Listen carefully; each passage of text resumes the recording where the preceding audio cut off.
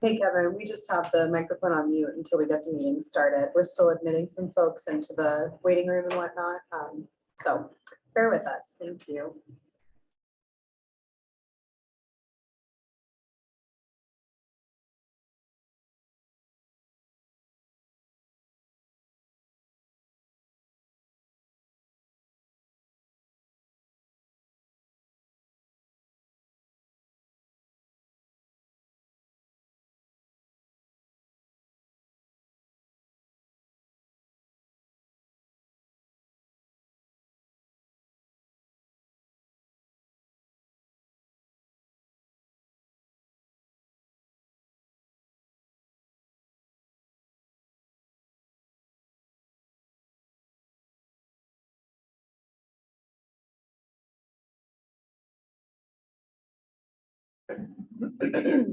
Well, good afternoon, everybody. This is Jackson Fox, Fast Planning. I'm going to go ahead and call this meeting to order. This is the Fast Planning Technical Committee meeting. It is Wednesday, April 5th, 12 o'clock. And I'm going to first introduce technical committee members that I see present. I see we have with us today here online and in person, Judy Chapman, Nick Zarnecki, Stephen Hope, sitting in for Michelle Benton, Kate Duber, Kevin McKinley, Bill Rogers, Lieutenant Mike Roberts, John DeTortis, Kellen Spillman, RJ Stump, and Danny Wallace. Technical committee members that I do not see in the meeting at this time include Justin Burgess, Bob Christash, which we understand Tim Zinza might be sitting in for him today, Jacob Toyerick, and John Weinberger. If I called your name out as not being present and you are here, please unmute yourself and let us know that you're in the meeting.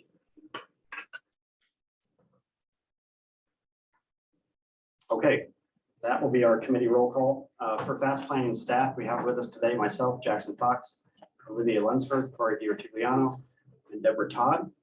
I also see as guests, we have Katie Whiteside, Peter Stern, and Randy Bailey. Are there any other guests in today's meeting that I did not announce? If so, go ahead and unmute yourself and you can say your name for the record.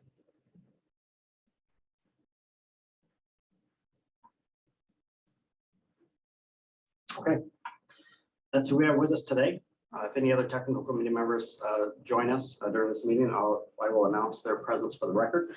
That takes us now to the approval of the April 5th, 2023 meeting agenda. Do I have a motion on the agenda? Move to approve. All right, move to approve by Mr. Spillman. Is there a second? Second.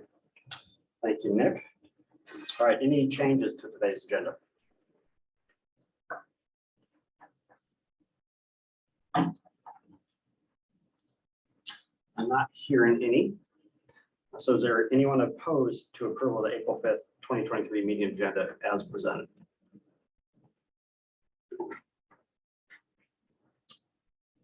Recollection and okay.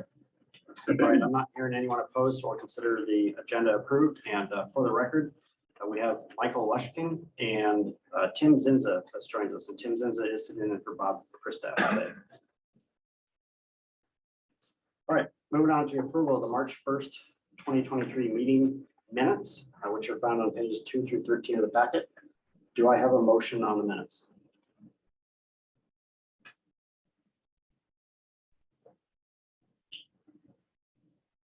Move to approve, Bill Rogers. Thank you, Bill. Is there a second?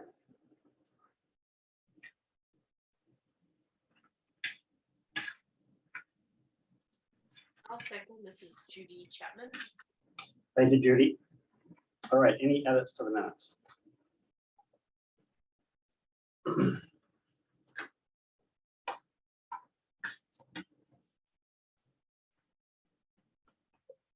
Right, I'm not hearing any. So anyone opposed to approval of the March 1st, 2023 meeting minutes as presented?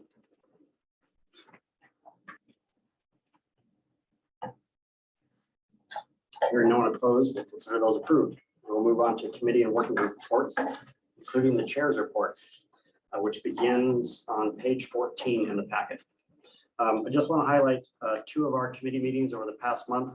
First one of which is we held a special bicycle and pedestrian advisory committee meeting on March 7th to for that committee to pass a motion to approve the bike lane sign and striping pilot project design concept, to pass that along to the city for their consideration in beginning design of this project to have it implemented next summer in 2024. And real quick here, I'm going to turn it over to Corey DiRitigliano to tell you all about the last few months of work that this committee has been doing on that design concept, and show you a little bit more information than what's included in the packet as far as what was delivered to the city for their, again, for their consideration in beginning design of this pilot program. Okay, great. Thanks, Jackson. So my name is Corey DiRitigliano. I'm a transit planner here, and transportation planner. I've been working with the Bike and Pedestrian Committee to put together this packet of recommendations related to bike lanes within this downtown Fairbanks core. These are only on city streets. And essentially the group was sort of tasked with evaluating what types of designs exist out there, looking at the proposed network that came from our non-motorized transportation plan a few years back, and then putting together a list of pilot streets that this could go on. It's my understanding the city didn't want to go full tilt into a complete network design. They wanted to start doing this slowly. And so some different designs and locations were targeted. This packet is, I'm not sure if it's available online. We do have prints of it here in our office up on the wall if anyone wants to come see physical versions of it, or I'm sure this information can be emailed out. But as I mentioned, you know, this is kind of a top to bottom look at the types of different marking technology that's out there, the different types of cross sections that exist. The group also went through and identified some of the challenges to putting a system in Fairbanks. Jackson, I'm not sure if you mentioned the makeup of the bike and pedestrian group, but it's made up of both local bike advocates and users, as well as city and city maintenance folks. So it had input from basically all angles going into it. We also, or this group also referenced a lot of existing guidelines and manuals that are out there, kind of that run the range of you know, city application to small town applications. The initial 9 roads that have been identified can be seen here on this map. They were looked at not only for road geometry, but also the volume that exists within those. So I'll go through just a couple of quick examples here and kind of keep this brief. This is some of the examples of volumes that exist on these roads. One of the trigger points for the different types of lane designs is volume over 1,000 cars is really kind of the cutoff for a Sharrow type road treatment. A Sharrow is a shared lane essentially. There's within the packet, there are brief overviews of what these different treatments are. So we've got a spectrum here for review, and then we also identified a few that are not currently under consideration. But within this network that we're looking at is essentially Sharrow's one-way lanes or semi-separated lanes, and then two-way semi-separated lanes. So here's a couple examples of those. Here's the one-way option, and I'll show just a couple streets that have that. Some of the things for consideration in this project are that it's temporary striping. We're not making any changes to concrete or road geometry. It's just a striping exercise. And then some of the roads that have MMA or the inlaid methyl methacrylate, those will have to be temporarily blacked out, and then different colored paint striping will be layered on top of that. It's for a 1-year pilot project. So over the course of that year, people will be surveyed for feedback, positive things, challenges, concerns, etc. And then at the end of that year, any corridors that are not going to be continued will be power washed off. And then corridors that are identified to be kept will be sort of addressed with a more permanent type of marking solution. One of the other types that the system is showing is a two-way, and Barnett is a good example corridor of this.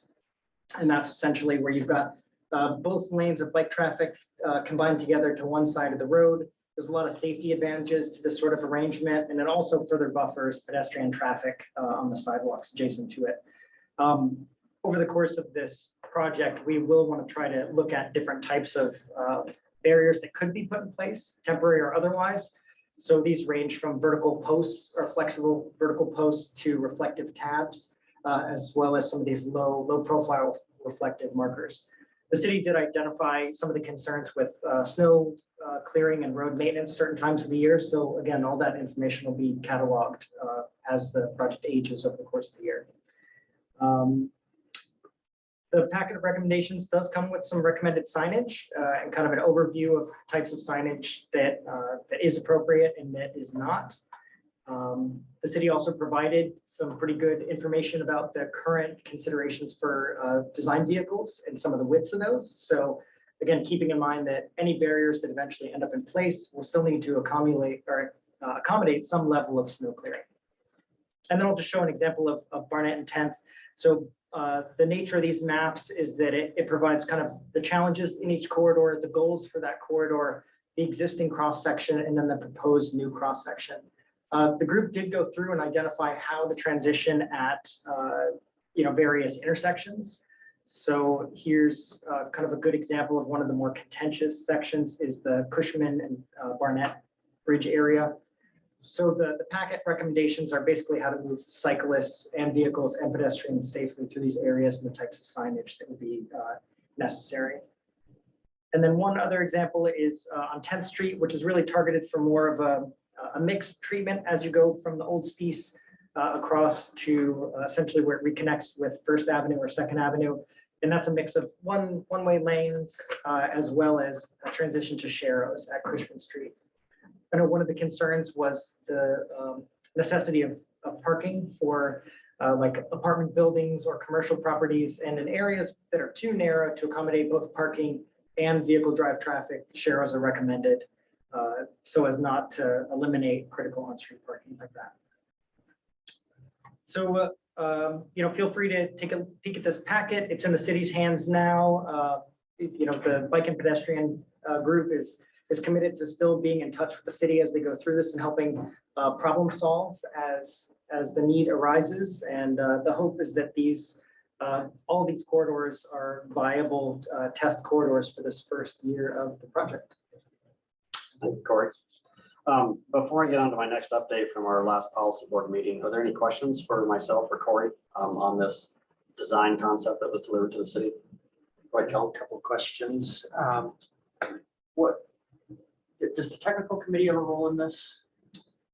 Well, so in the tip, this project has already been funded. So with $100,000 for design this year, and then $500,000 for the installation of these temporary traffic markings next summer. So that has been approved in the tip. Again, these are all city streets, so it'll be the city's decision on what they move forward with or don't move forward with in relation to this project. But the Bike and Ped Advisory Committee, again, did a lot of work over the past few months to give them basically a starting point. And that's what this packet is here. So like any project that fast planning funds, there's opportunity for the technical committee to provide comment. But in general, again, these are city streets, the city's the owner, and the funding has been provided to them to either follow some of these concepts or deviate from them. Okay, I do have a couple questions, if I may. Yeah. Are we still operating on the assumption that Sharrows are against Alaska Administrative Code? Yes, for state roadways. Oh, That's for why this, state road. For state roadways. Yep. that's why this is limited to the city streets. And I'll just comment later in the agenda, I'm going to give an update on the proposed Alaska Administrative Code revisions for bike and ped safety. And part of that package was to allow Sharrows and other types of markings like this on state roadways. Okay, But that has not been approved yet. doesn't the city have to abide by Alaska Administrative Code for roadways? That's not my understanding with regard to these markings. So Okay. I think even on some of our design projects like Cushman Street, there was some deviation from the state, this Alaska Administrative Code. Okay, with respect to crosswalks. Another question. So looking at Barnett, I did a kind of a deep dive into this maybe 10 years ago, the contra bike lane on Barnett. And I was actually pulling some national research that was stating that when you put a contra bike lane, an unseparated contra bike lane, particularly when there's a lot of intersections, that you could you could expect an increase in bicycle crashes because drivers aren't expecting anything coming from that location. Right. Did you find any information that would support it would either be safer or more dangerous to put a contra bike lane on a one-way street? So this was one of the sections that the group looked at extensively because there were a lot of permutations. One was separating on each side, essentially ending up with a contra lane going the wrong direction. There's kind of an example of that.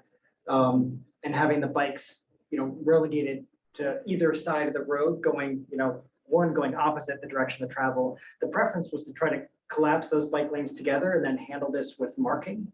When a vehicle pulls up to a cross section, they have to look left or opposite direction of vehicle travel anyway, because they're looking for pedestrian traffic on the sidewalks.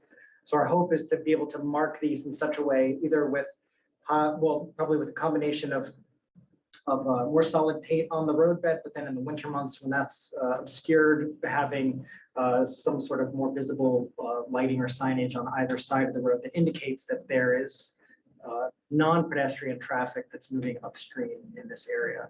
So some of the other considerations on Barnett were, let's see if I can find one of the examples, is that all the signaling is actually oriented for vehicles. So one of the other concerns that was had is that when bikes are moving northbound on Barnett, they can't see any of the traffic signals to know if north-south traffic is permitted or not.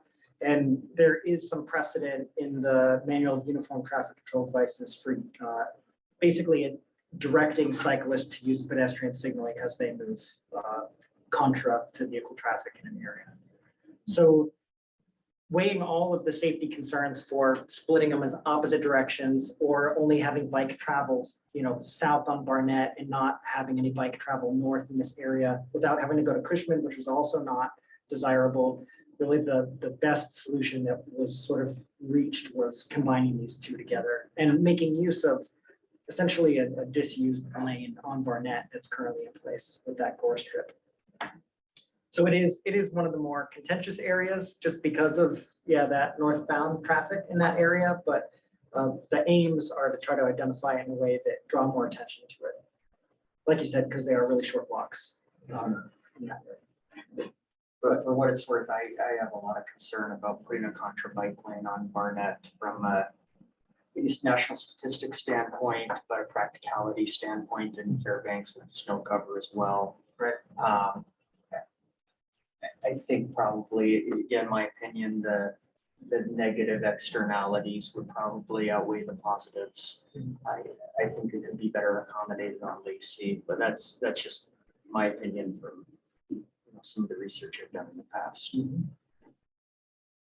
And Lacey is one of the targeted corridors, just given the separation of having two one-way lanes or northbound travel that's separate. Just brings into question, the continuity of the system from north-south. There are north-south lanes that are, being called for on Illinois, north of the bridge there. So the goal was to try to keep some sort of system like that consistent traveling south. But noted. It'd be great to talk with you and Bill Rogers. He's the designer at the city or the engineer of the city that's working on this project. If you want to share more of that. Yeah. Just one other question. Were you kind of leading this process, or was it just the group as a whole?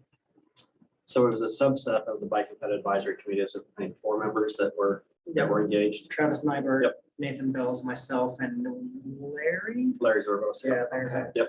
So my question, did you take into account the draft mode network connections that were coming out of the downtown plan? I pull up another map. These were the sort of connections that we were looking at trying to link up with. One of the primary goals of the system was to not just dump people at an intersection and not have any continuity to other non-motorized surface transportation. So this is the basis of the selection of those roads for the pilot project, but also where they start and stop. Is there another? Yeah, so as part of the downtown plan, the downtown working group started to develop different mode networks for the downtown. And we met pretty extensively with the city on this, and I don't have my notes in front of me right now, but at least my notes I had at the time were the city preferred a bicycle network connection to the Stees on 12th rather than 10th. Mhm.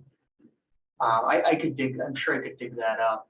I was just wondering if that was taken into account at all. That wasn't something that was brought up to my knowledge. I know that there were some discussions about using some of the streets further to the north in the core as well, but eventually 10th was landed on because it is one of the broadest east-west connectors that essentially goes from the like Gold Painters portion of Second all the way over to the road there. Okay. We could talk offline. I don't want to take a Sure. bunch of time. Yeah, no, I'd say let's book something with Bob and Bill. Okay, so you're kind of leading this for fast planning? Yeah, on the fast planning side. Yeah, and I can get Nathan and Travis and Larry involved as well. Okay. We want to all talk It'd about be it. good to loop maybe Olivia or Jackson in a little bit too, since you were in most of those meetings with the downtown working group and, you know, we spent hours with big maps sketching the different networks and. Sure. Yep, and I actually do think I still have the data from those transportation maps, so might be able to just pull that in. I'd be curious to see how that map talks with the, because we used the routes from the non-motorized transportation plan as our baseline and then have the feedback kind of modify those routes. So I'd be curious to see how those two maps talk to each other, because I think they would have come out at about the same time. So, Yeah, we could coordinate as much as possible. yeah, I agree. All right, any other questions for myself or Corey on bike lane sign and striping?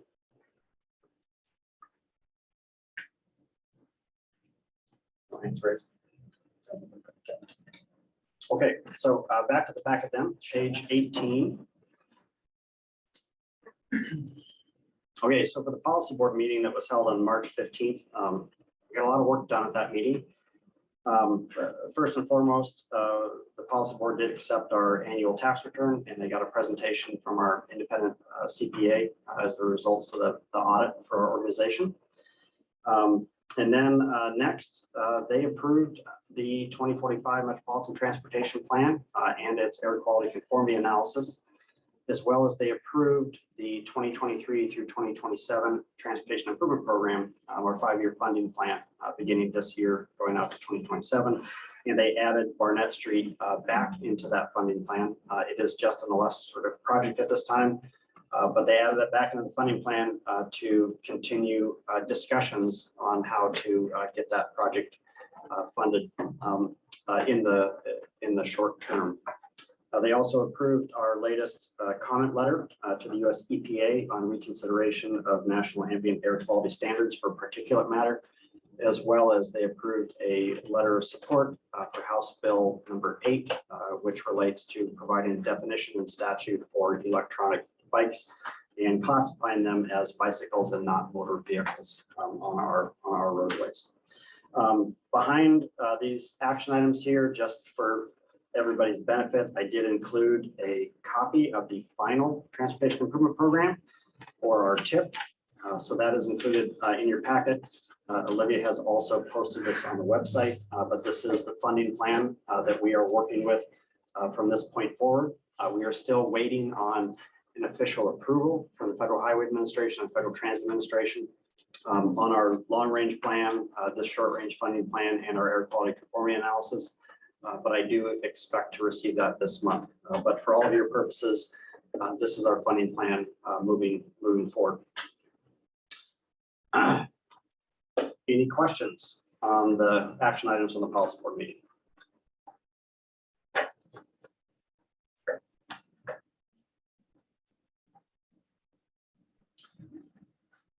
Okay, I'm not seeing any. So we'll go ahead and move on then to our public comment period. Is there any member of the public that wishes to provide testimony today on anything not listed as an action item on the agenda? If so, go ahead and unmute yourself, state your name for the record, and you can proceed with your testimony. Or if there's anyone in the room that would like to provide testimony.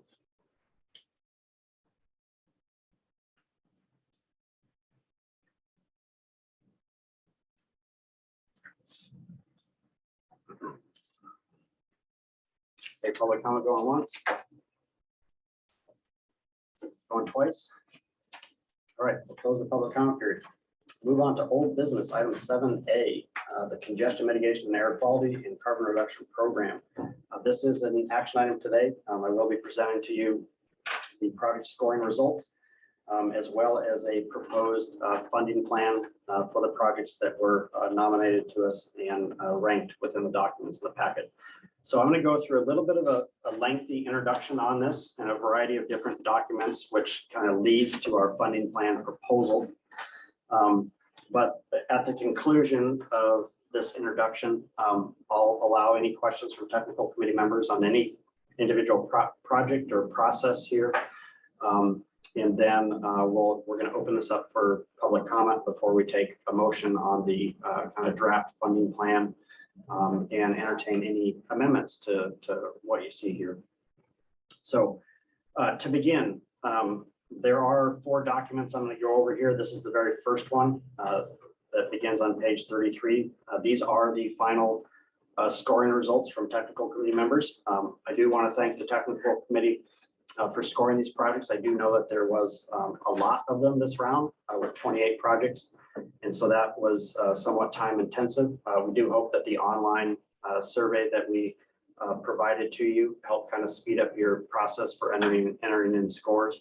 But this spreadsheet here is sorted based on the technical committee member score.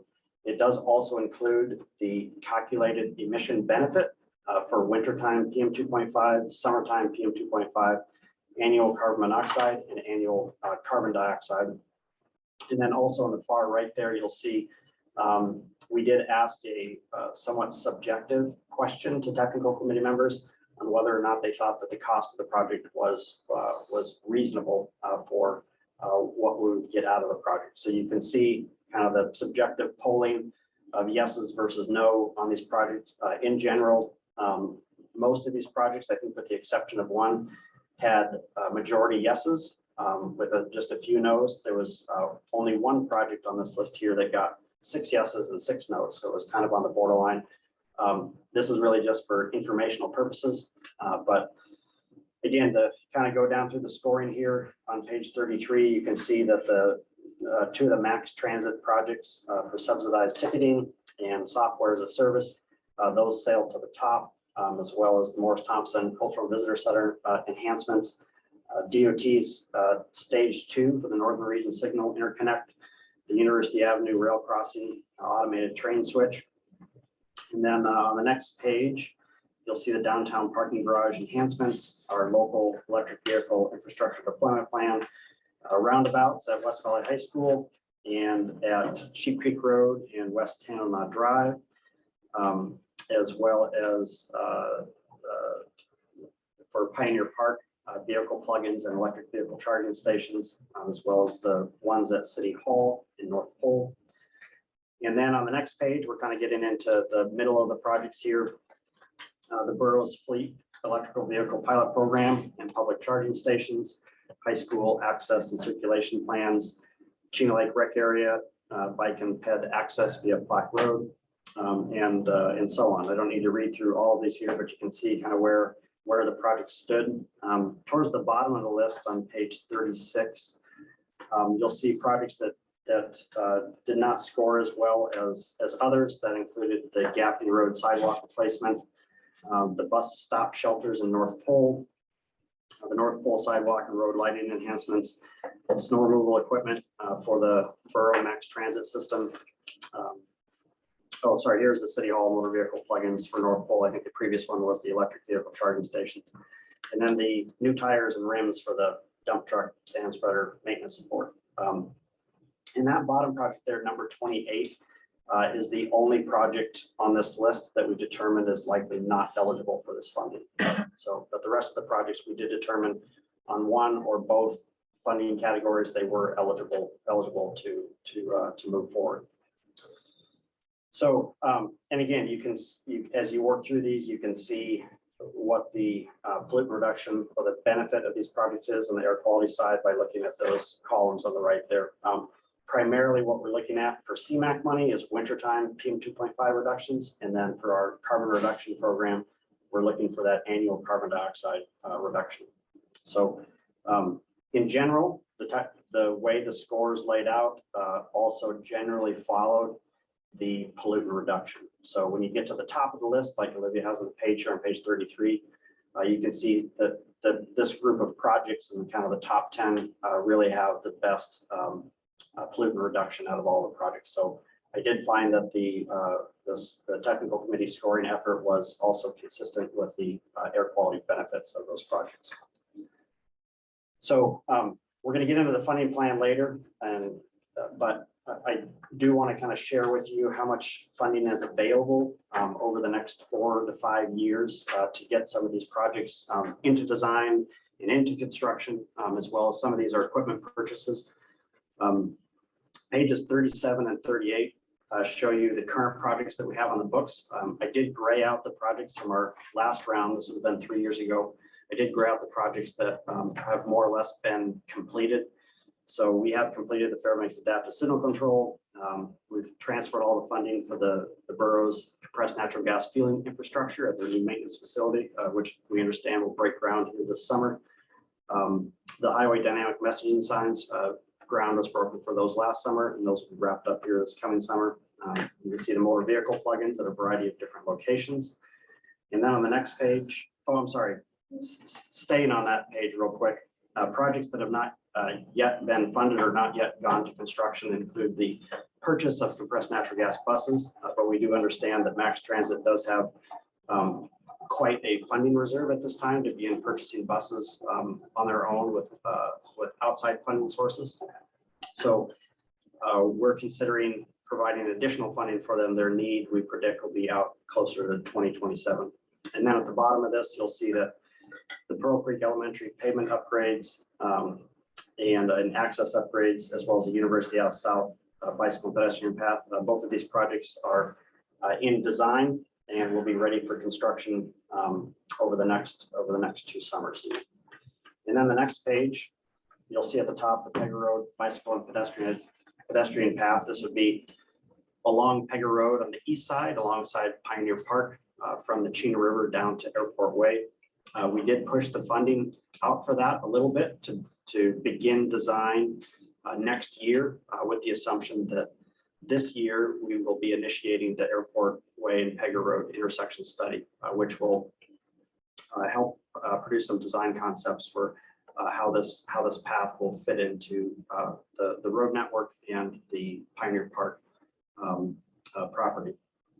But we are syncing up the money to construct that path in 2026, syncing that up with the Pioneer Park North parking lot and boat launch project, so that this could be bundled and bid together with that larger project that has been funded underneath our Transportation Alternatives Program. So that's slid out a little bit. And then projects that are still waiting on funding that the board has not yet authorized is our gravel to pavement projects, as well as the Dawson Road improvements, which is also a gravel to pavement project. So as far as available funding for our first funding category, congestion mitigation and air quality, I'm showing that on page 39. So the bottom line is that we do have some existing projects that are, again, in design, heading towards construction. So we do have some funding obligations over the next couple of years. But I want to make note here that in this year, federal fiscal year 2023, we do have about 1.2 million available in congestion mitigation and air quality funds to initiate design starts for a variety of the projects that were recently nominated to us. The next 2 summers, despite there being $2 million available each year, we are reserving the 2024 and 2025 funds for the Pearl Creek Elementary improvements and the University Avenue South Bike and Ped Path. And then in 2026, the only project that we're taking to construction that year that was previously nominated to us again is that Pega Road Bike Ped Path along the east side of Pega Road. So there is 1.5 million available in 26 to, if we initiate some design starts here in 23, we can get projects to construction in 2026 with that balance. And then out in 2027, the plan at this time is to provide additional money to Max Transit to purchase additional compressed natural gas buses.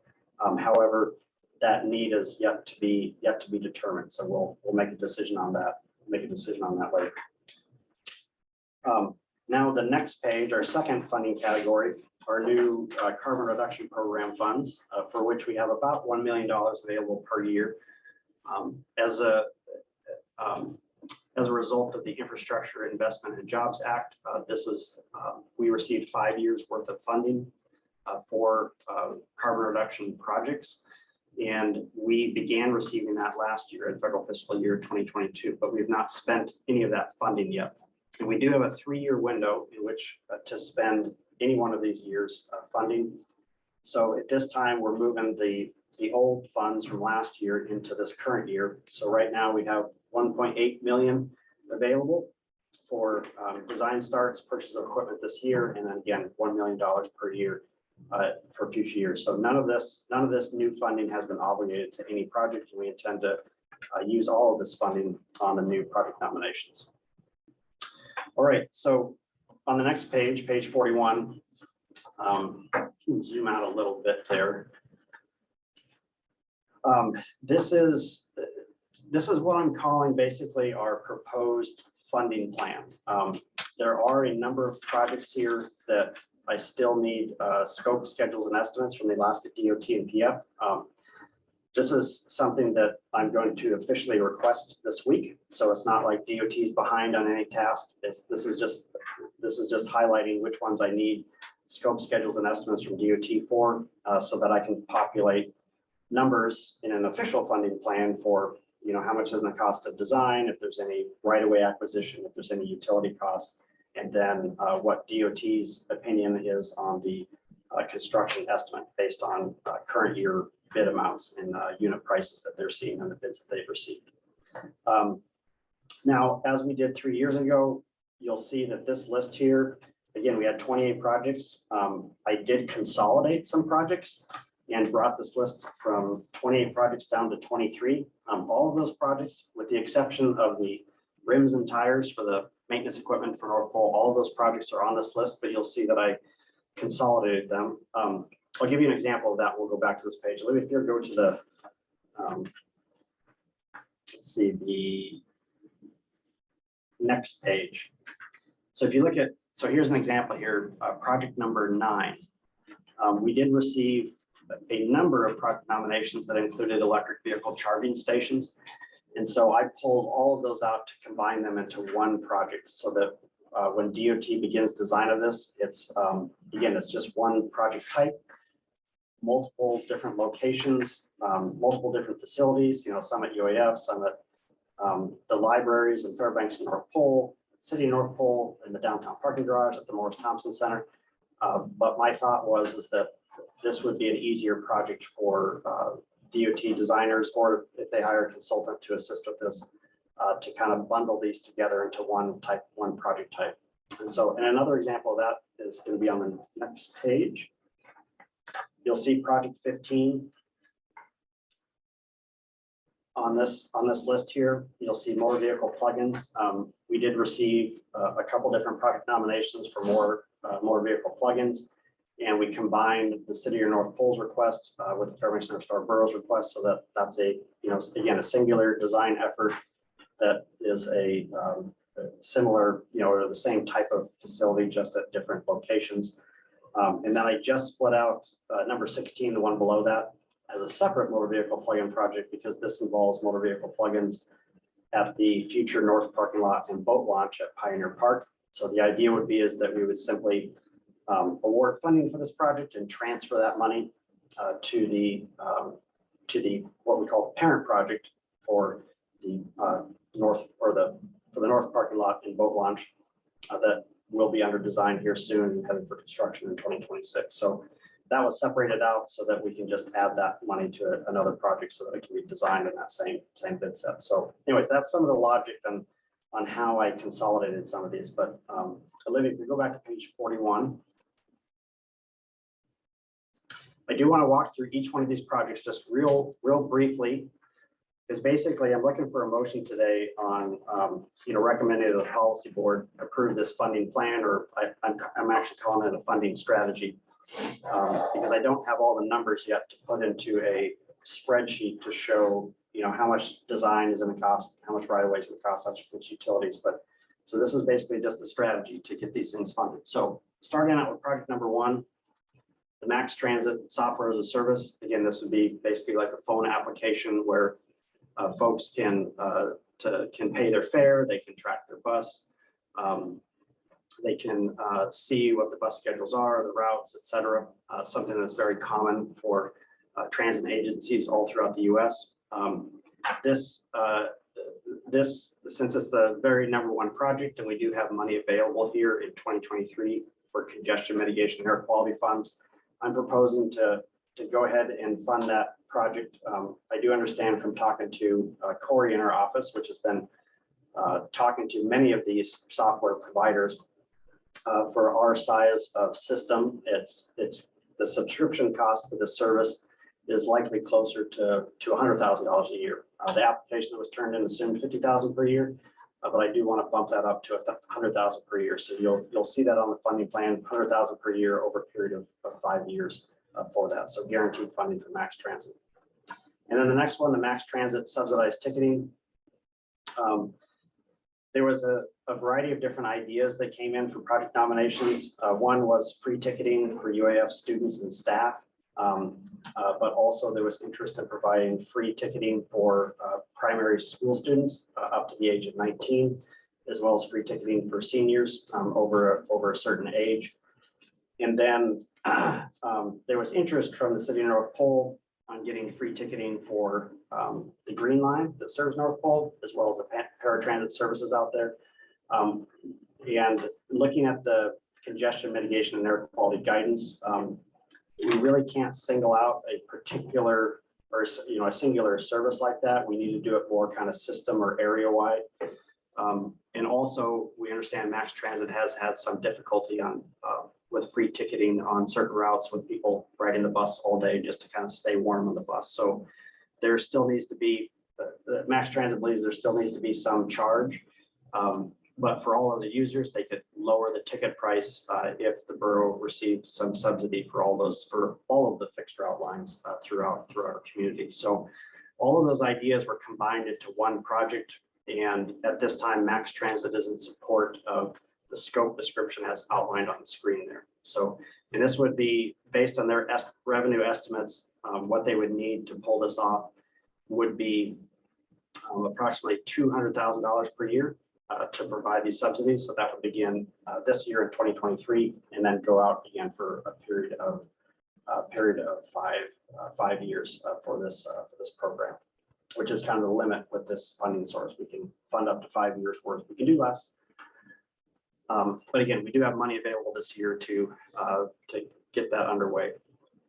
For the Morris Thompson Cultural and Visitor Center enhancements, there's a whole list of enhancements that you see here that is listed in the scope description, but it's everything from LED light conversions to replacing their message sign to improving the connections to the transit stop in front of the Morris Thompson Center and bike storage lockers, putting in a rectangular rapid flashing beacon on Wendell Avenue at Dunkel Street, the primary crosswalk that leads to that bus shelter, and so on. And the idea would be is that this is not a very large dollar amount project, but it does have a lot of elements that likely we would advise DOT to probably hire a consultant to put together that design set. But to take this project and combine it with the downtown parking garage enhancements, which has a very similar scope as far as what the improvements would be, as well as the proposed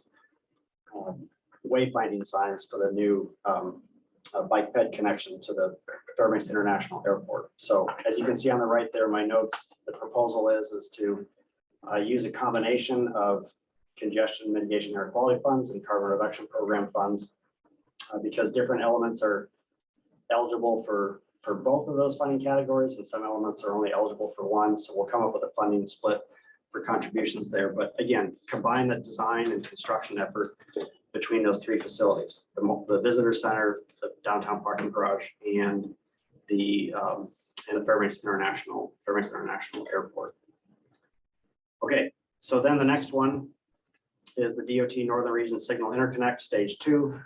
As you've seen over the past few summers, DOT has invested a lot of money in connecting all of the traffic signals on state roadways throughout Fairbanks and North Pole to tie into their new traffic operations center at the DOT building on Pega Road.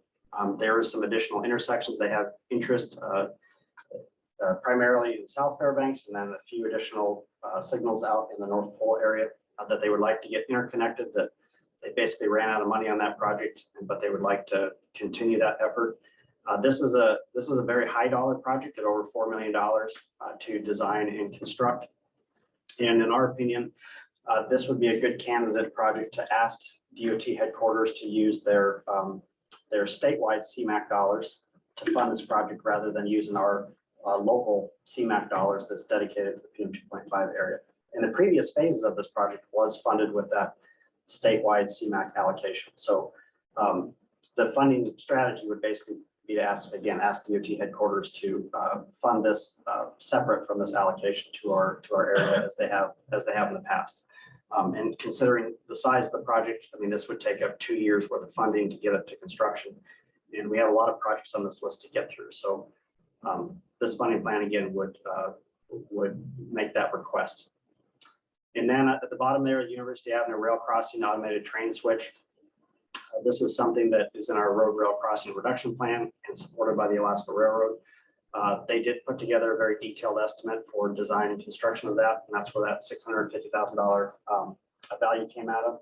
We do need an official scope, schedule, and estimate from DOT for that project, but we would like to, with the money that we have available this year, get that into design as soon as possible, with the hope that we can get it to construction in 2025. Okay, next page, Olivia, real quick. Again, the top one there, the downtown parking garage enhancements. Again, we would like to combine that design and construction effort with the visitor center improvements as well as the wayfinding signage for the Fairbanks International Airport. And then below that, the local electric vehicle infrastructure deployment plan. This is a standalone planning effort and it's not eligible for congestion mitigation and air quality funds. So we're proposing to use exclusively carbon reduction program funds. This would be a planning effort that would supplement the statewide electric vehicle infrastructure deployment plan. Based on some of my conversations with other MPOs across the country that have done these, I would like to consider raising the estimate of this from 100,000 to up to 150,000 to kind of right size it for our community. Below that, the West Valley High School roundabout. We do need a scope, schedule, and estimate from DOT.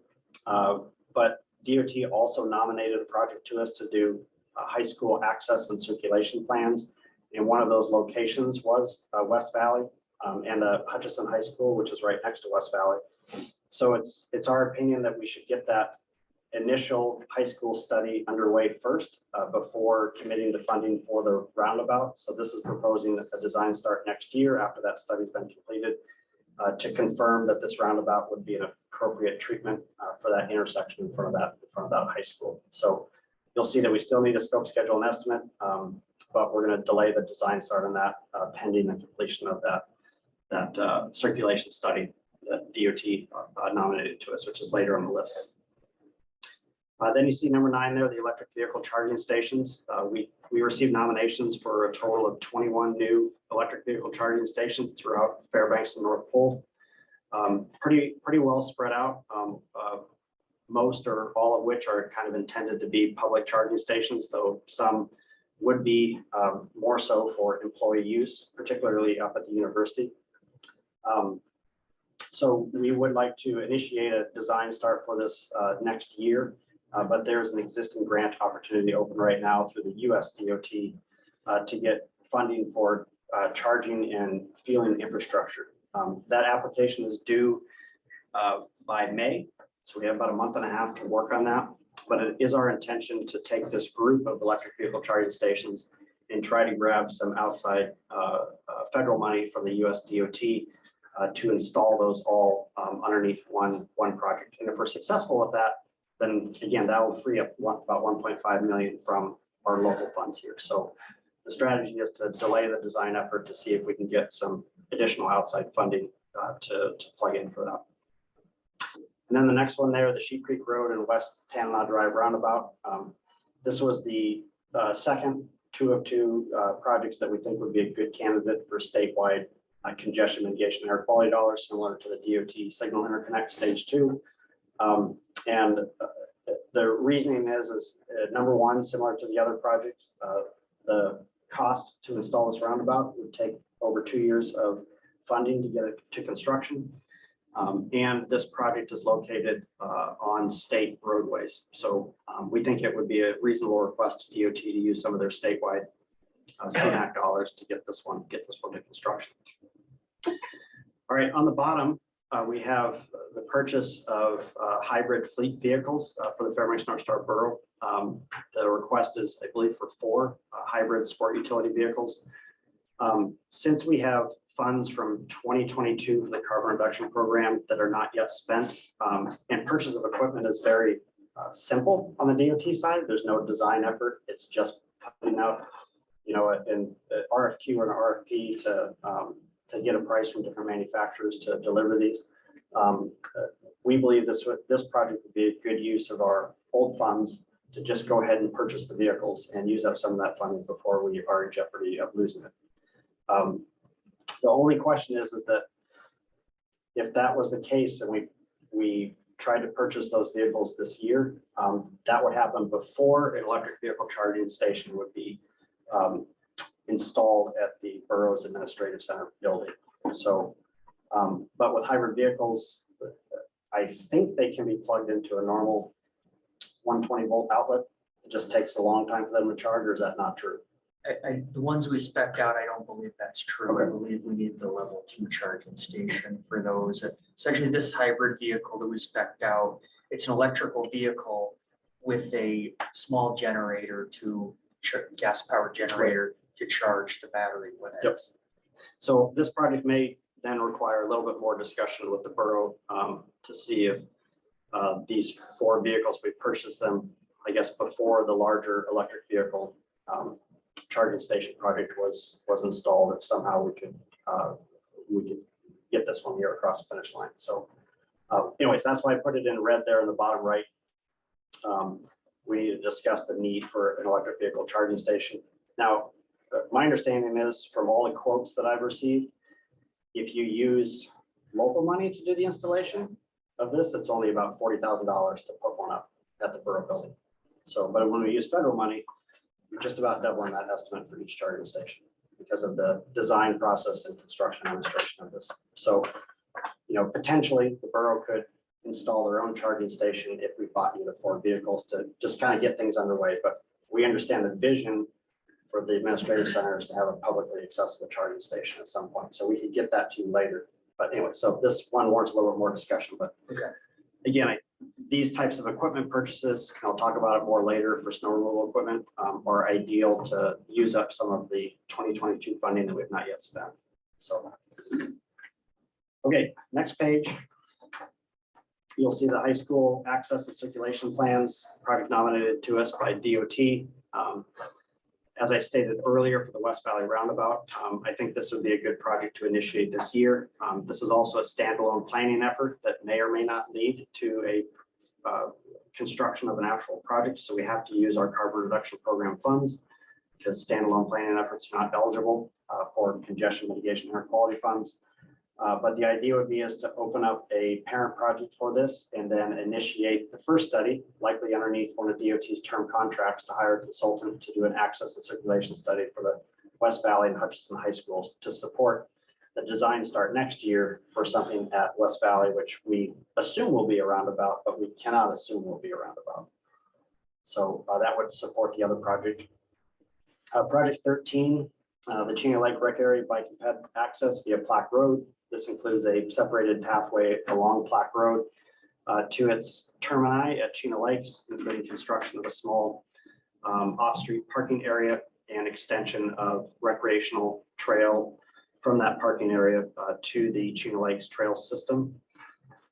Provided that this project primarily promotes recreational activities, though it does promote a lot of reduction in out of direction vehicle travel.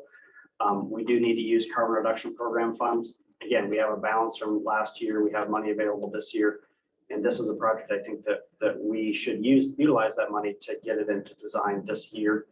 And then thinking about the scope of this project, it would likely, we could get it to construction in 2025, as long as there's no right-of-way acquisition that would be needed to accomplish this. But I think this is a good project that we can get into design beginning here this summer. Project 14, Airport Way, wayfinding signs along the new path that connects up to the Fairbanks International Airport Terminal. This is, again, a project that I'd like to bundle the design and construction effort with the enhancements at the downtown parking garage and the Morris Thompson Cultural and Visitor Center. And then the motor vehicle plug-in projects, which I described before. Again, we pulled out all the motor vehicle plug-in project nominations to us. I think that could be a singular design effort to initiate. We're starting to kind of run out of funding, as you can see here. So we're looking at initiating a design start now out in 2025 and could have construction in 2027. But the specific motor vehicle plugins that were proposed for the future north parking lot and boat launch at Pioneer Park, that funding could be transferred to the project that is about to begin design, which is headed for construction in 2026. So that is coordinated and bid underneath that parent project. And then at the bottom there, the sidewalk snow removal equipment. We're now starting to kind of get into the bottom tier of the projects. But there was request for sidewalk snow removal equipment from the city of Fairbanks and Max Transit. And so we have combined those nominations together into one project where DOT could put out a bid for purchase of this equipment and deliver to the city and the borough. And again, with this equipment purchase, we think it's very appropriate, even though its score is low, it would be a good use of our unexpended funds from 2022. So we'd like to move forward with that here in 2023. I don't know what the delivery time is for these types of vehicles in the procurement process. The hope would be to have them in place by early winter so they can actually be used this upcoming winter. That may be unrealistic, but I think that would be a good goal to have. And then on the bottom there, you'll see the shuttle bus compressed natural gas fueling station at UAF. And on the next page, you'll see the actual shuttle buses. Despite this project scoring low, we do believe that this is a good project for the university, and we have precedent with funding projects like this for Max Transit. So we'd like to get that fueling station in design next year. The design may take a couple of years to complete, but as we learned with Max Transit, it is best to get that fueling station at least out to bid and under construction before you start purchasing the shuttle buses, so that you don't do. It's kind of the chicken and the egg. You should really get that fueling station in before you start buying these new shuttle buses to replace your fleet with your conversion from diesel to compressed natural gas. So we assume that the fueling station would be installed around 2026. And then at that time, we would authorize funding to allow UF to begin purchasing their shuttle buses to replace their fleet of 5 vehicles. And then the next 4 projects, Tanana Lakes, dust mitigation and non-motorized access improvements, the Gaffney Road sidewalk replacement, and the North Pole bus stop shelters. At this time, these projects, if they were funded, so they are eligible, but there is very limited or no emission benefits for these projects. So it may or may not be a good use of these air quality dollars. These would basically be pushed to the out years in the funding plan at this time. We do think that both the Tanana Lakes project and the Gaffney Road sidewalk replacement would be good nominations to other programs we have, like the FAST Improvement Program or our Transportation Alternatives Program. So I would recommend that the agencies interested in these projects to renominate them to us to a different program. And then the North Pole bus stop shelters, we understand the city of North Pole is interested in bus stop shelters at 2 different locations within their city limits. In talking to Max Transit, there are some complications. One is that these bus stop shelters would have to be installed behind the sidewalk, so it'd likely be on private property. And using federal money to do that would require property acquisition, which is something that is very expensive to process to go through for just a bus stop shelter. Also, if you put a bus stop shelter with federal money behind a sidewalk or along a route, you have to have ADA compliant facilities leading to and from that. So it could turn into a much larger project where you're upgrading a very large sidewalk segment. And you're spending a lot more money than what you had anticipated to try to get in some bus stop shelters. So Max Transit has some concerns about this. So at this time, again, we would just kind of push this to the out year. This does require a little bit more conversation with Max Transit to consider how this would be actually be accomplished. But the last project, this is a good one, I think. The North Pole, even though it's the bottom of the list here in the funding plan, the North Pole sidewalk road lighting enhancements. This is basically just converting their candy cane streetlights from high pressure sodium to LED. There is a project that I think just went out to bid for the North Pole streetlight standardization in the city's core. So DOT just got that out to bid. It will be under construction this summer. And I think that this is a very small and very appropriate project to have DOT request a price from the contractor to do a change order to add that to the project. So, and it literally is just replacing light bulbs. So I don't know that it will necessarily affect the environmental document or any other processes there, but I think, we can use some of our old 2022 dollars to get this done. It's low cost. And the best way to accomplish this is just a simple change order with the contractor to add that to their scope out there. So have not talked to DOT about this idea yet, but that's kind of what my strategy would be at this time for funding that. All right, I've done a lot of talking. Again, the action item here today is to advance kind of a funding plan or a funding strategy to the policy board. While we wait for some actual estimates from DOT on some of these projects. And so that draft funding plan or draft funding strategy is in your packet, basically pages 41 to 44. And I'll answer any questions at this time on any of that information. We shouldn't be getting into debate right now about individual projects, but if you have any questions, I'll entertain those. Bill Rogers, go ahead. Hi, Jackson. Couple of comments. I appreciate your consolidating like projects. That's a perfectly great idea. One thing I had a question on in the scoring process. Maybe I missed it, but I had no way to review my scores that I did. Was that by design because there were so many, or how is that? We can provide that to you. We do have a spreadsheet for every project, so you can see your score and everybody else's score in there. But yeah, if anybody was curious, if like, well, it was 28 projects, so if you went through them and scored them and maybe you forgot to enter in some things, we can provide you that backup there. My review of each of the projects is that the scores were very complete, with the exception of a couple people on a couple projects, which we kind of removed. Somebody got like halfway through and then stopped. And then there was no entries for the last half of the questions. So we removed those from the averages. Also, we found that a few technical committee members scored some projects twice, and that was on a few different projects. And so I looked at how they scored them twice, and I was surprised at how consistent they were with their scoring. It generally came at the same value. I may have fallen in that latter category. It seemed like there was at least one that I may have scored twice, and Yep. I couldn't remember. Yeah, I was just wondering to see it as I was doing it, to go back and review, or maybe when I got halfway through the list, I was thinking, well, maybe this should be a better score than that one, or the older one, previous one should be a different score than what I gave it. I kind of missed that ability to do that. I think we should have made everybody or let everybody know that if you wanted to review kind of the outputs of your individual scoring effort, we could have emailed those to you. That's something that Olivia can export in a matter of minutes. Oh, okay, very good. Otherwise, it did go smoothly. The process of it, as long as I can remember what I did.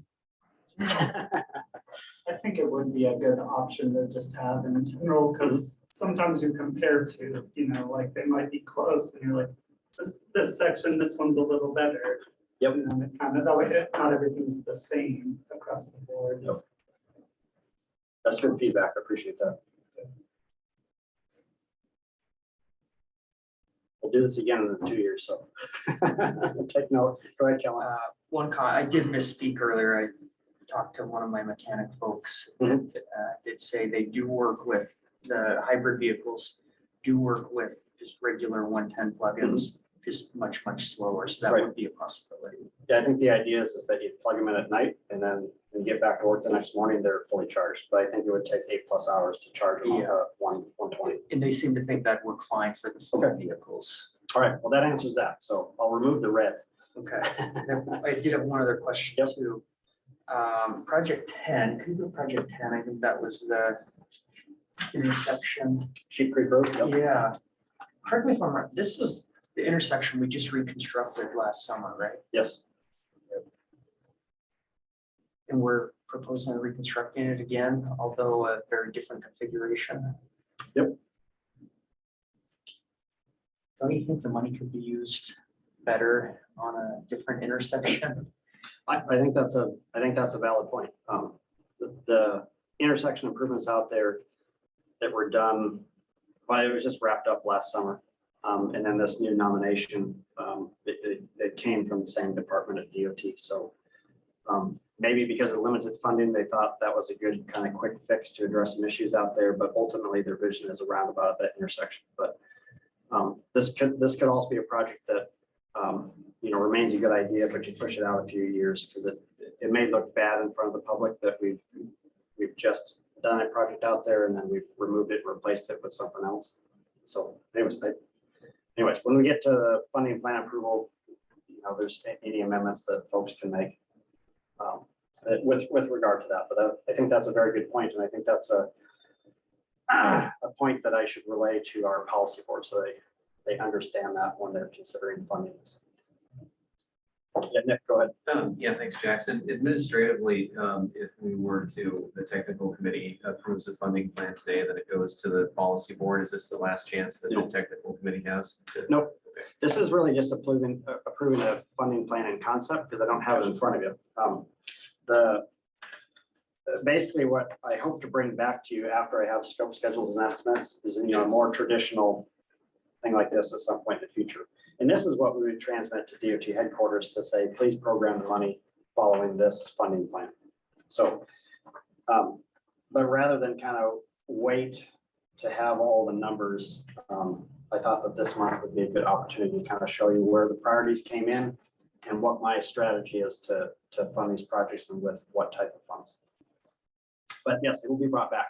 I can't guarantee May. It could be June, but yes, it will come back for an official funding plan submittal to DOT headquarters. And there'll be another opportunity to massage things after you see all of the numbers. Very good. Thank you. Okay. Other questions?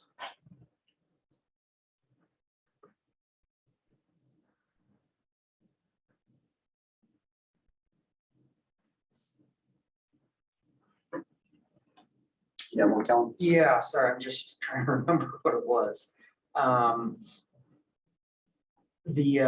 So the combination of all of the EV charging infrastructure, so I guess it's project number 9. The funding would start in 2024, correct? Fiscal year 2024. Design, yes, start in 24. Any idea how long, now that we've all combined these projects and have 6 or 7 different players, any idea how long that would potentially take from start of design to final construction? My assumption is it would just be a 1-year design effort. With the nominations that were submitted to us, folks did a lot of research on where the power connections would be. And most of what I saw, or all of what I saw, was that the power connections could be made, either on that property or that campus or within the road right away. So as long as that doesn't include any right of way acquisition, I think it's gonna be a pretty simple design for an electrical engineer. Okay, So, and we do have a lot of quotes, you know, we're local electrical contractors, they're, you know, they'll install these without a stamp design.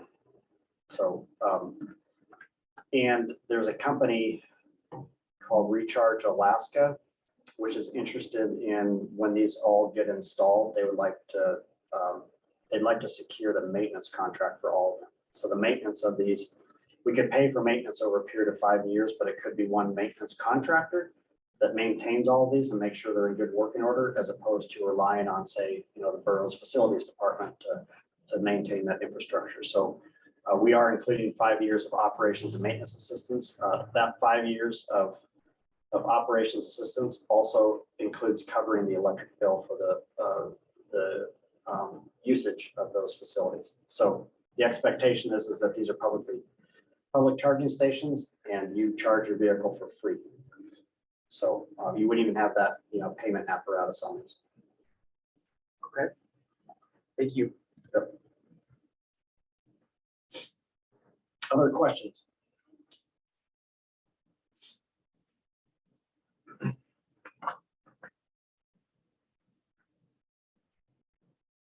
Okay, I'm not seeing any. Let's open this up for public comment. Is there any public comment on this action item today?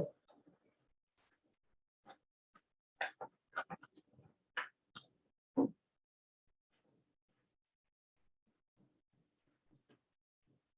right, not seeing any public comment. We'll close the public comment period. So now I'm looking for a motion on the funding plan or funding strategy, which again begins on page 41 in your packet. A recommendation to the policy board on this.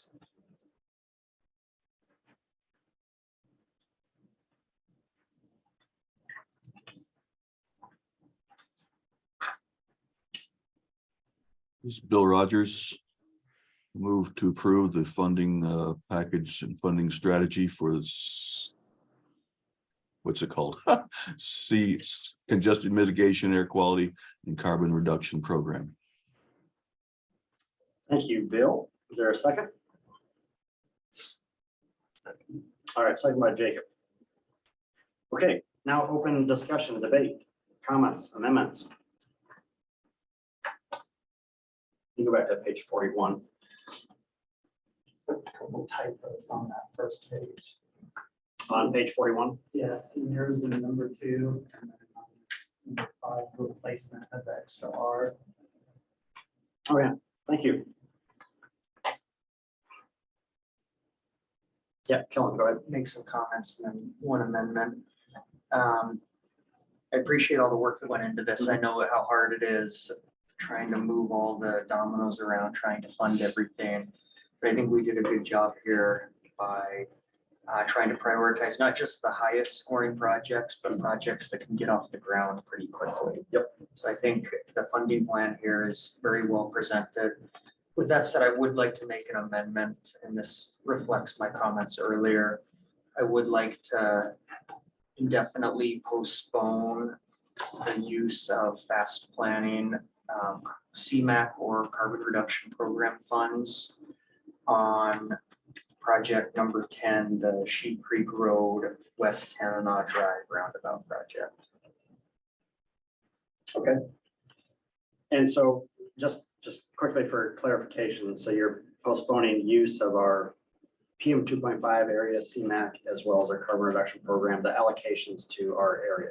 Correct. But you're not saying statewide CMAQ, you're just saying, They Just can those nominate it five to the statewide CMAQ if they wanted to, right? okay, yeah. No, I just, for clarification, for anybody that wants to make a second to it. I think I understood your motion and now it's clear to me. Okay, is there a second on that motion? I'll second. Sorry, who was that? Steve Hoke. Oh, hey, Stephen. Okay, we have an amendment on the table. You wanna I'll speak to it? Yeah, we deal with public perception a lot. And we had thousands of people drive through that intersection while it was under construction. We've paid for it out of our federal funds, out of fast planning. It just looks bad under public perception to be redoing an intersection a matter of a handful of years after we just redid the intersection. regardless of if there's significant improvements or not. So I think it's a good project long-term, but we have brand new pavement out there. We just redid it. I think our money and honestly, even the statewide money could be better used than reconstructing an intersection and just reconstruct it. Any other comments, debate? Questions, McCallum? See any hands? Oh, okay, we'll start with Bill, and then we'll go to Judy next. Go ahead, Bill. I have maybe a clarification, or maybe I missed the point. Was this to postpone it from 2024 or to take it from the list completely? My intent was to clarify that we will not be spending our CMAQ or carbon reduction program from this. There is a proposal in this to spend the general statewide CMAQ on this, but again, I would hope that that's not done, but if the state wanted to nominate it separately through the state program, I believe they could. Okay, thank you. All right, Judy, go ahead. Yeah, I guess I would really hope the state does pick it up if we don't spend fast funding on it through carbon reduction or CMAQ. I know that intersection is a really kind of crazy one. I go through it every day. There's also the parking for the ski trails that's right adjacent to it. And I think this project, at least how I've seen a drawing of it, would relocate the parking for that activity to the other side of the road, to the UAF side of the road. So that would eliminate pedestrians crossing there, which is a bit of a hazard in the winter. And I think a roundabout just makes a lot of sense there. It's a tricky place because you've got the railroad going through, and there's some weird grades and some design challenges there. But I actually think it's one of the more important intersections to take care of, regardless of the recent paving. So I think I would disagree respectfully with Kellen, or with Mr. Spillman, and I would want to see this one funded quicker or sooner rather than later. I guess I could talk a little. Go ahead, John. The project that did just happen was a quick fix, kind of really cheap solution to the left turn pocket coming from the university onto the extension there, or sorry, Sheep Creek Road. And so we were doing a kind of a quick fix there at the time and made it a lot better for pretty cheap. So the grand solution may be this roundabout. And I know it may look bad that we just had a project there, but it's a lot better now, and it could be even a lot more better sooner or late, after this project as well. Thanks, John. And that project was out of the FMATS or FAST intersection improvement program. Is one of the very small ones that we bundled with some other things at the time, including the Chena Pump, or that right turn lane out there, the Chena Pump. So it's kind of like one of those really cheap and quick projects, like the FAST improvement program, that does a lot of good for very little money.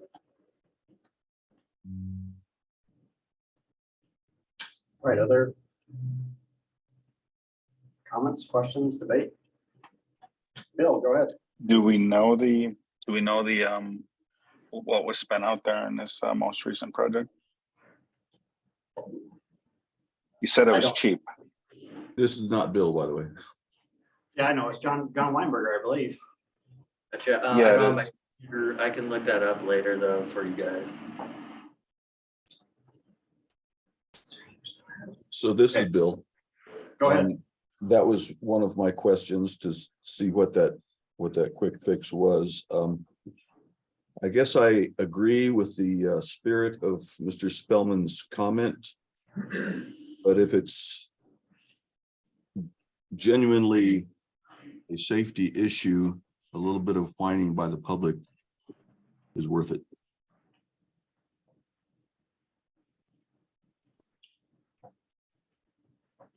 All right, thanks, Bill. Any other comments before I call roll on the amendment? Kellen, go ahead. I do appreciate the explanation from Ms. Chapman and Mr. Natardis. My intent here is making it clear we're not spending our CMAC or CTP funds on this. In fact, that just the project cost itself well exceeds 1 year of our entire budget of CMAC or CTP funds. So again, if the state wanted to approach the state through the statewide program and nominate that, I think that's an option. I think there would be, again, some better options on intersections that don't have fresh pavement. But that's my intent of the motion, making it clear we're not spending our allocation, our much smaller allocation of CMAC or carbon reduction program funds on this. Right, but the state could use their statewide CMAQ dollars to do the same project. Okay. Nick, go ahead. Thinking, just a clarifying question, the way that the proposal is set right now, you have it labeled as the recommended funding source is CMAQ statewide. Yes, And so that's what it is currently in the plan right now. correct. Okay. Yeah, the way the funding plan is written is that we would, so as it says on the screen, submit a request to DOT with the CMAQ funding plan submittal and or development of the new 2024 through 2026 STIP. So we would request that DOT fund this with statewide CMAQ. So it is somewhat consistent with Kellen's amendment, but it would just be a request. If they don't fund it, then it would fall back to us to try to fit it into the funding plan. But that's how it will be initially presented to DOT headquarters, which would be consistent with his amendment.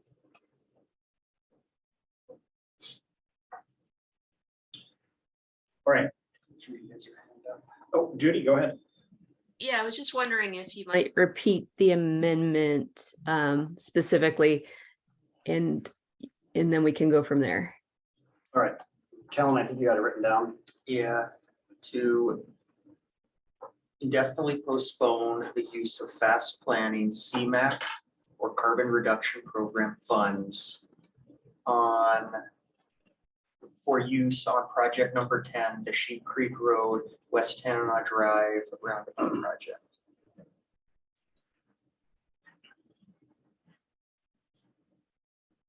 Okay.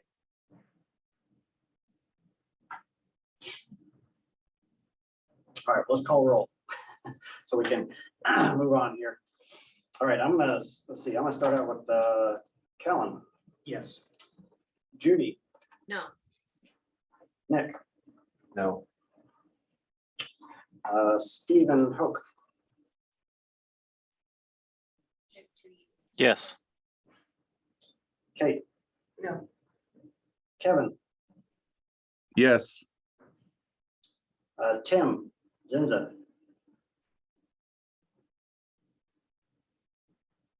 Yes. Bill, No. Lieutenant Roberts, No. John. No. Sorry, that's John Natardis. All right, he said no. RJ, Yes. Jacob. And Danny, Yes. John Weinberger. Yes. So we have 7 no's and 7 yeses. Where's the bylaws? I forget. Doesn't the director vote to break a tie? I'm a non-voting member of this committee. So I'm assuming there's a tie that this motion fails because it was not a majority vote. Any objection to that determination? Okay, not seeing anybody. So that'll be the call on this one. So motion fails on the amendment. It's 7-7. Okay, so we're back to the main motion. Judy's got her hand up. Oh, Judy, go ahead. Yeah, I just wanted to comment that, I will just, I feel strongly about the project. I think it's a really good project, and I will definitely put a word in for statewide CMAQ for this one. I just wanted to let anybody who's concerned about that know, no, I don't think we'll have to go to fast CMAQ or carbon reduction funds for this one, but I guess I can't make that as a promise, but I just wanted to make that comment. Thank you, Judy. I think that actually helps. So, yeah, okay. All right, so we're back to the main motion.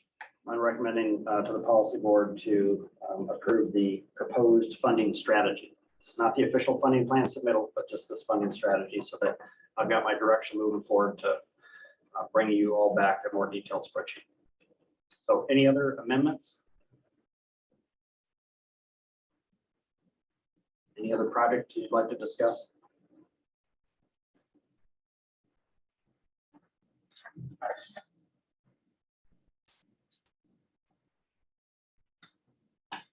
Going once? Going twice? Okay, I'm going to call a roll on the main motion now, and we will start with Judy. Yes. Nick? Yes. Stephen? Yes. Kate? Yes. Kevin? Yes. Tim? Yes. Bill? Yes. Lieutenant Roberts? Yes. Let's see, John Tardis? Yes. Kellen? Yes. RJ? Yes. Jacob? Yes. Danny? Yes. John Weinberger? Yes. All right, thank you, everybody. That was unanimous. Okay, let's move on. We have two items on new business. One is an action item, one is an informational update. But for new business, item 8A, we have a proposed federal fiscal year 2023 office budget amendment. This is an action item here and relates to two proposed increases for two different accounts underneath our office budget. This begins on page 45. So on the spreadsheet here before you, on the left-hand side is the approved 2023 office budget for fast planning. This was approved by the policy board last August in 2022. What I'm showing beside that to the right is what our actual expenditure has been to date. So this is basically a 6-month look. We're at the midpoint of our federal fiscal year. So you can see the actual amount of money that we've spent against each one of those budget categories, and then by percent and what our balance is. Overall for the budget, at the 6-month mark, we've only expended 40% of our office budget. But as you can see, there are a few accounts that are inching a little bit over 50% expended, and other accounts that are below even 40% expended. There's only 2 accounts here at this time that I have some concern. Some of these other accounts, like for example, our supplies account, which is at 60%, that really relates to, getting into this new office space over here and purchasing furniture and a lot of print orders that was done last fall. But we don't have any concerns at this time that with the amount of budget that we have available, we'll be able to finish out the next 6 months, no problem, with our operations here. But there are two requests here. One is for an increase for software to our information technology budget category. And the second one is an increase in for travel expenses underneath our meetings budget category. Overall, this represents about a 1.5% budget increase. And we'll give you a little bit more detail on each one of these, but I want to turn it over to Olivia to discuss the request for the ArcGIS advanced user license, which is our first budget category amendment. Sure. So just to kind of give a background, we have been operating on a basic user license for the last almost 4 years. And recently, as you all remember, I graduated from the UCLA GIS program and gained a lot more robust capabilities in terms of GIS. So with that in mind and having access to new census data and absorbing transit planning and moving forward the way that we are as fast planning, I'm really starting to need a lot more tools that don't currently exist in the extensions that are carried with ArcGIS Basic, which is what I'm on. So the advanced user license would not only allow me to deploy Esri's pre-built solutions, which include things like equity analyses or service area analyses for transit service, or to generate a citizen problem reporter app, hopefully for our committee and eventually the community. The extensions bundle that we would need to be adding on would also give me 3D extension capabilities, and we're hoping to build out a 3D model of our metropolitan planning area so that we can have some deeper, more enhanced visualization. And the extensions bundle would also save me a lot of time, because right now, the way that I get around not having the tools that I need, I'll usually leave the program, go into QGIS, which is a free software, do the thing that I need to do, export it, put it back into the program, or I go into Esri's online service and do a similar process there for the cost of a few maintenance credits, which you can also purchase through Esri. So this would just make things a lot easier as we continue to steam ahead as fast planning and the work that we're doing with GIS. And the other thing worth noting is that I had initially put off requesting for this license upgrade for a number of years because the cost of going to the Esri user conference is fairly expensive, and it is extremely worthwhile for me to go. But when I was talking to our reps, they said that the products that we've put out and the work that we're continuing to do and that we hope to do in the very near future using Esri products warrant passes to the Esri user conference just complimentary from them. So I was able to secure us 3 passes, each of which costed about $2,000 a piece as a result of the work that we're doing with Esri products right now. So worth noting, and let me know if you have any questions. Yeah, thanks, Olivia. And a copy of the quote is in the packet, page 46 to 47 for this license upgrade here. But also back to page 45, the second budget category for which I'm requesting an increase is underneath our meetings budget category. This is primarily for travel to Anchorage, Juneau. I used this in the past to go out to the Matsu as they're standing up their MPO out there.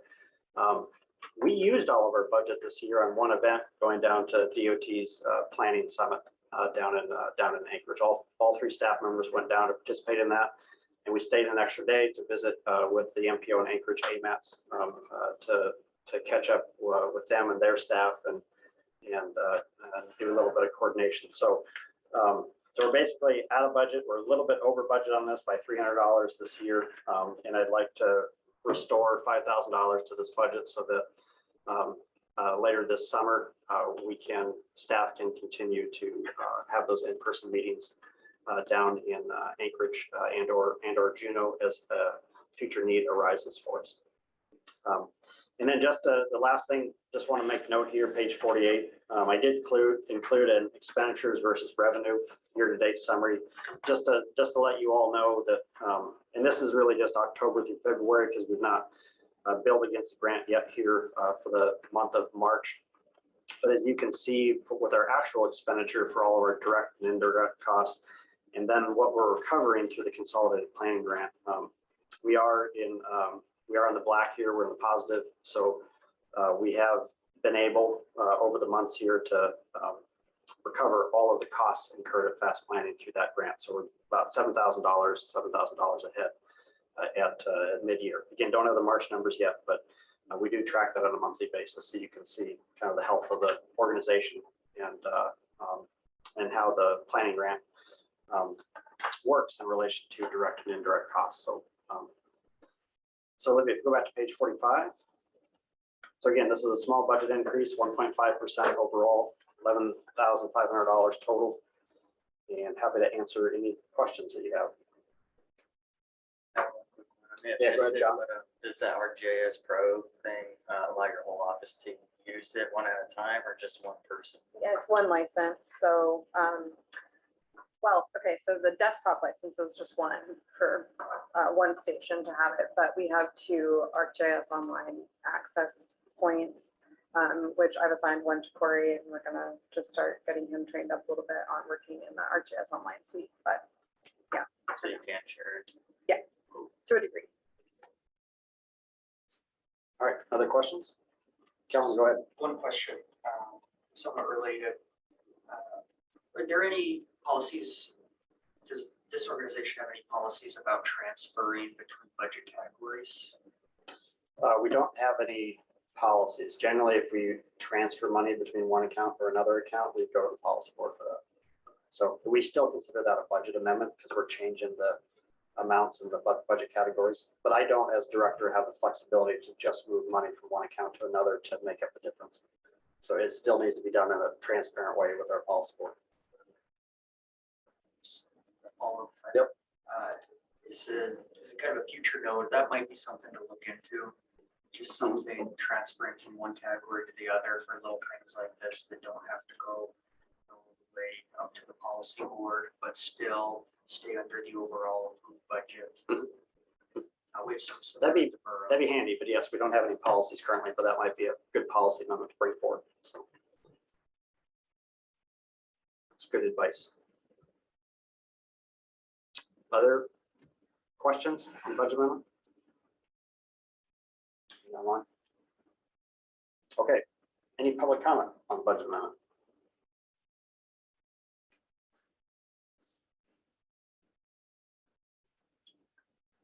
All right, not seeing any. So do I have a motion on the proposed budget amendment? This is Tim. I motion to accept the budget amendment as printed on page 45 document you sent out. Thank you, Tim. Is there a second? I'll second. This is Judy. All right, thank you, Judy. All right, any discussion on the budget amendment?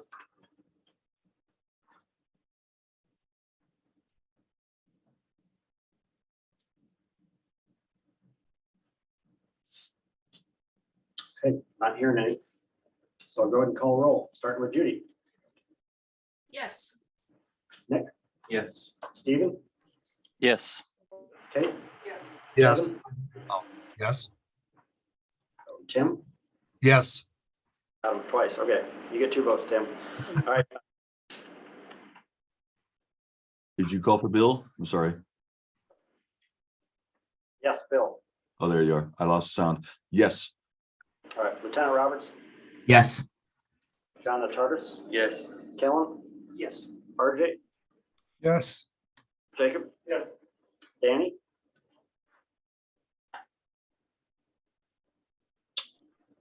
I see he's on there, but Danny?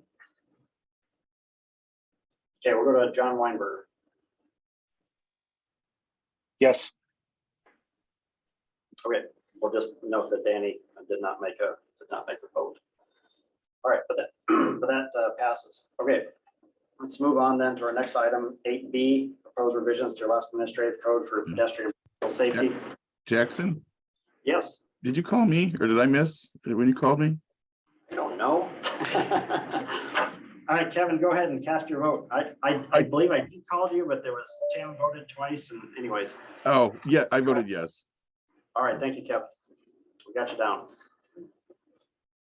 Okay, so item 8B, proposed revisions to Alaska Administrative Code for pedestrian and bicycle safety. Mr. Spillman here in the technical committee requested that this be added to the agenda for an update on our communications with the Alaska Department of Public Safety. Olivia, if you'll actually go to page 53.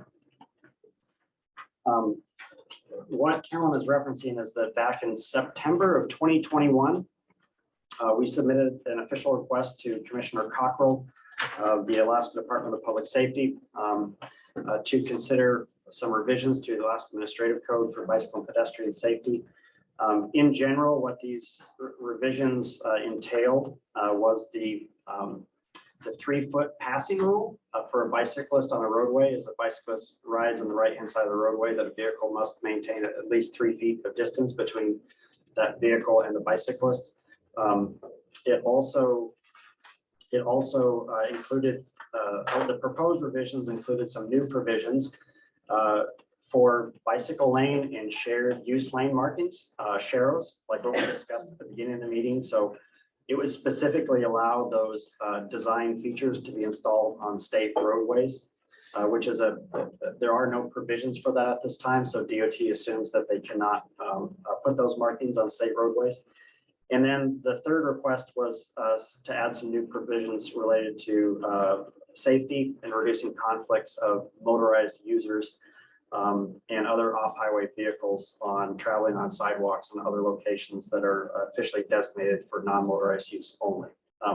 So in the revisions, the proposed revisions, we've got a resolution from our policy board, but the proposed revisions begin on page 58 in the packet.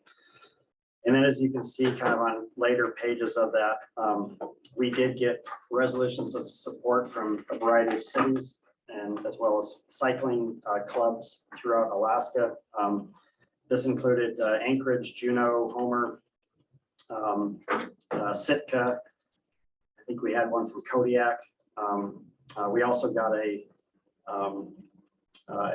support letter from DOT. So anyways, a variety of communities throughout the state also supported these revisions. And when this letter was written and passed by our board, it was delivered to the Department of Public Safety office back in September of 2021. I have been communicating with them over time to kind of check on the progress of getting these proposed revisions out for public review and then considering adopting them. My full email string between myself and the Commissioner's Office of the Department of Public Safety is included on pages 49 to 52. To summarize the email communications, Commissioner Cockrell very much supports these proposed revisions and appreciates all the work that our Bike and Ped Committee did to draft up the revisions and then share them with other communities statewide to get feedback. And then, but over time, you know, he was busy initially in legislative session and he wanted to wait until after legislative session to submit these to the Department of Law for review prior to releasing for public comment. Anyways, this has kind of been, I believe it was, despite his support, I think it was just kind of a low priority project. But my last communication with him is that from March was that he did in fact submit this proposed regulation package to the Department of Law. He says several months ago. So likely last year sometime. So it's probably in their backlog of work at the Department of Law to look at these, but he still is, again, very much in support of moving these forward. And part of that process is to release them for a 30-day public review period. They get feedback. Department of Law changes the language to make sure it's consistent with other state statutes. And then the governor or assistant governor can sign them into law. But these are regulations that are under the purview of the Department of Public Safety, not DOT. So I consider all the updates that I have from Commissioner Cockrell to be positive, and that we just need to be patient and let the process play out. And knowing that anytime you're trying to change state regulations, it can take years to get that accomplished. But I don't have any reason to believe that there's any reason that the Department of Public Safety is not working on moving these forward. All the updates I've got have been positive. So that's my update on this. I know it's been 2 years since we've all talked about this, but any questions on that?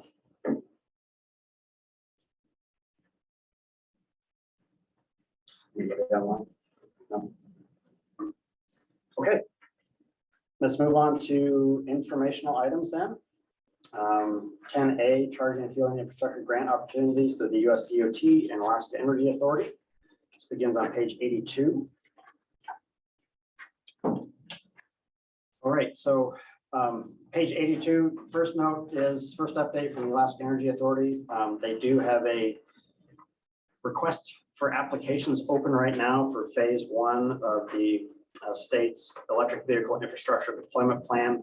Phase 1 is a build out of level 3 fast charging stations between Anchorage and Fairbanks.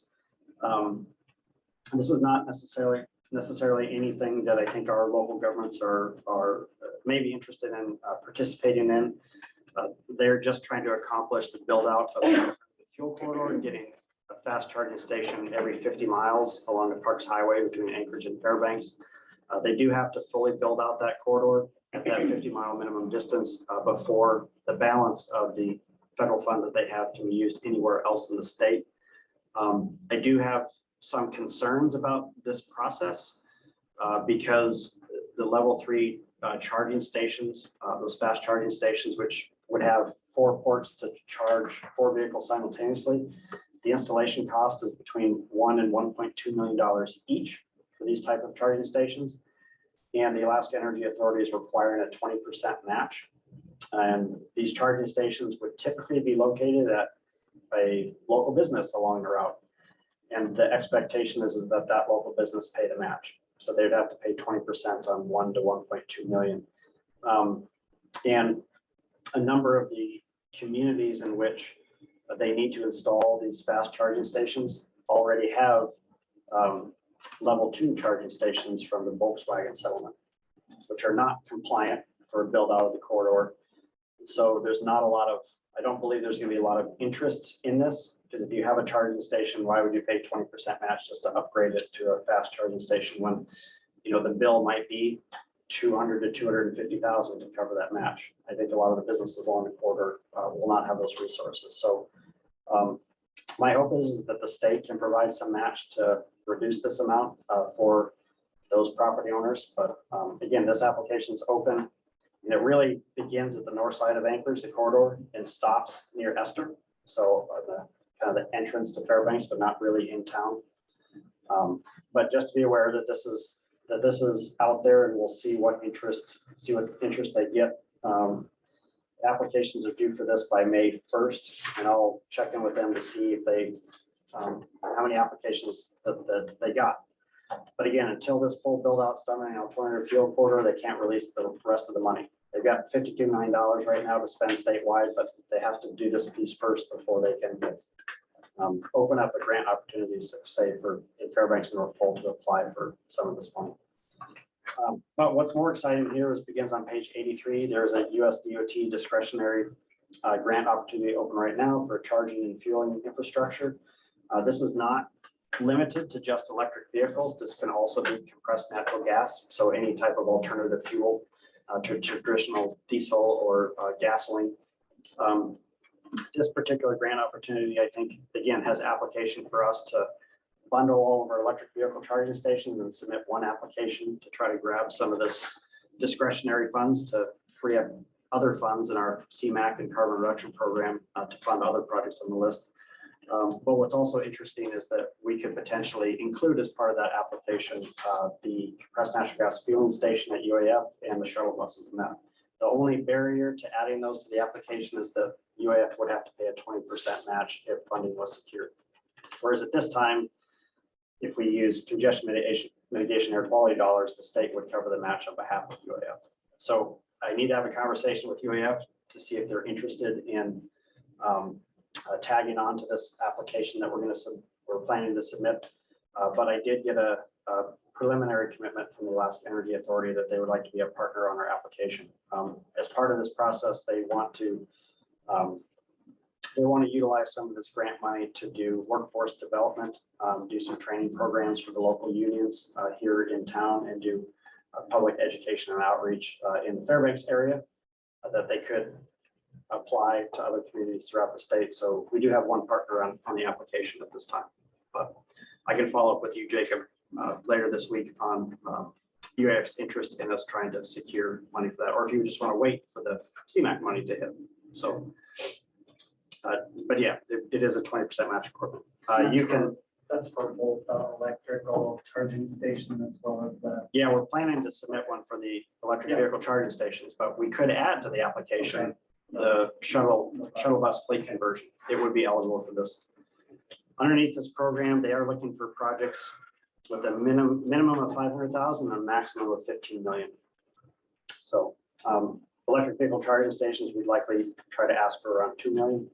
But if we added the compressed natural gas fueling station and buses, we probably bumped that up to about $4 million request. So it's still within the range of the applications that they're looking for. All right.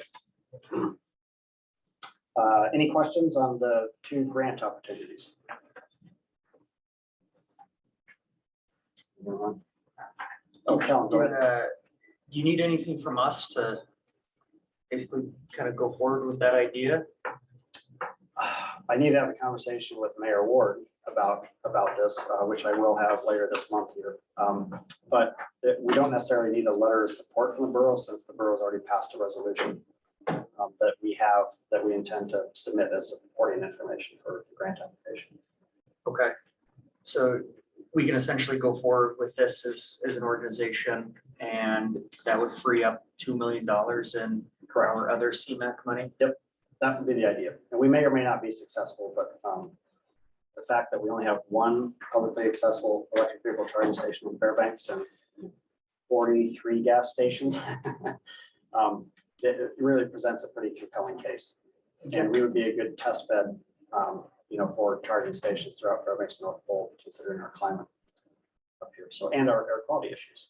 That also helps with the application. Okay.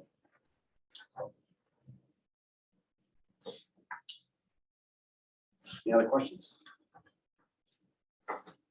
All right, not seeing any obligations and offsets, item 10B, which starts on page 93.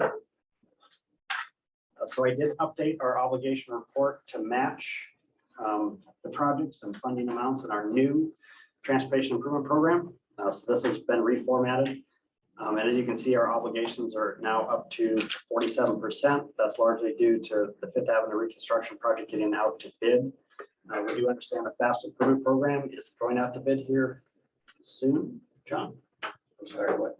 The fast improvement program going out to bid?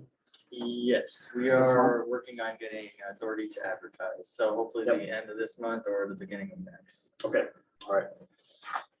So again, obligations are up primarily because of Fifth Avenue.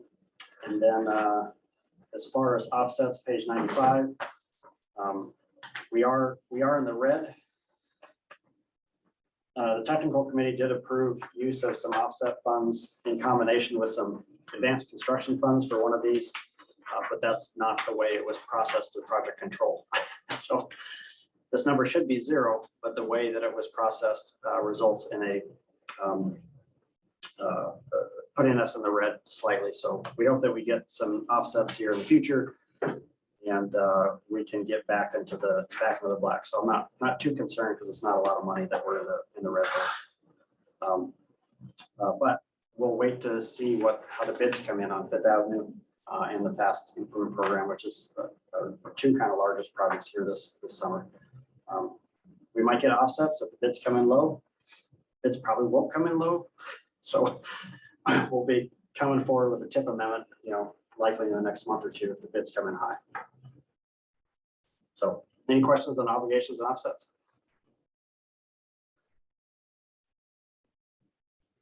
All right. Let's move on then to our last item, committee member comments. Any committee member comments today? Any comments on our latest newsletter? Positive or negative? Well, I got a comment. Just once again, I just want to recognize you guys put out a 96-page document. That takes effort. It's appreciated and noticed. I don't want to think, I mean, I don't take it for granted. I'm just speaking for myself. I just want to recognize the effort you guys do. So thanks. Yeah, thank you, Tim.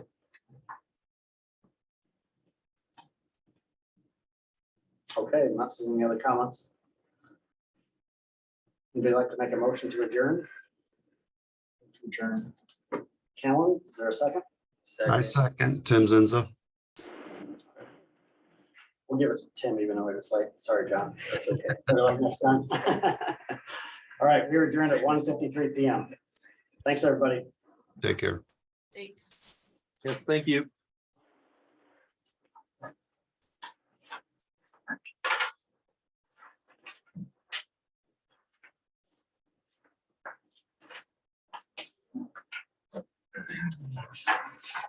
Follow up this week or next week? Yeah, But yes, take that information back to him. Like I said, Yeah, I'll talk to Cam and see what he's